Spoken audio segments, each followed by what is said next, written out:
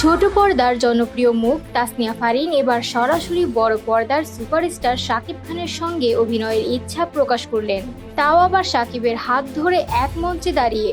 আর তার পাশেই তখন ছিলেন অভিনেতা আফরান নিশো। অনুষ্ঠানে আফরান নিশোকে খোঁজা মারতেও ছাড়েননি এই অভিনেত্রী। ঘটনাটি ঘটে সম্প্রতি অনুষ্ঠিত মেরিল প্রথম আলো পুরস্কার 2024-এর জমকালো অনুষ্ঠানে। উপস্থাপনার ফাঁকে মঞ্চে এক পর্যায়ে শাকিবের কাছাকাছি ঘেঁষে হাত ধরে ফারিন বলেন, ভাইয়া আপনি অনেক সিনেমা করছেন, আমারও একটা সিনেমা আসছে সামনে, প্লিজ আপনার নেক্সট সিনেমায় আমি কি অডিশন দিতে পারি?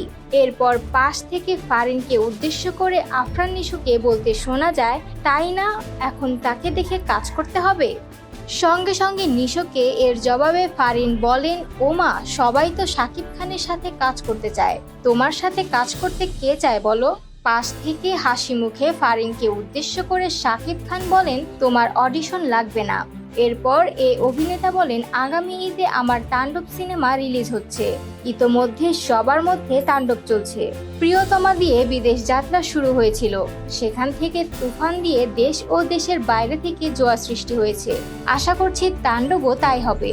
ফারিন ও নিশোর এই মুহূর্তটি সামাজিক যোগাযোগ মাধ্যমে বেশ হাস্যরসের জন্ম দিয়েছে। এদিকে মেরিল প্রথম আলো পুরস্কার 2024-এ সেরা চলচ্চিত্র অভিনেতা নির্বাচিত হয়েছেন শাকিব খান। তুফান চলচ্চিত্রে তার অসাধারণ অভিনয়ের জন্য তিনি এই সম্মাননা পান। এর আগে বাংলা সিনেমায় 25 বছর পূর্তিতে শাকিবকে বিশেষ সম্মাননাও দেওয়া হয়েছিল।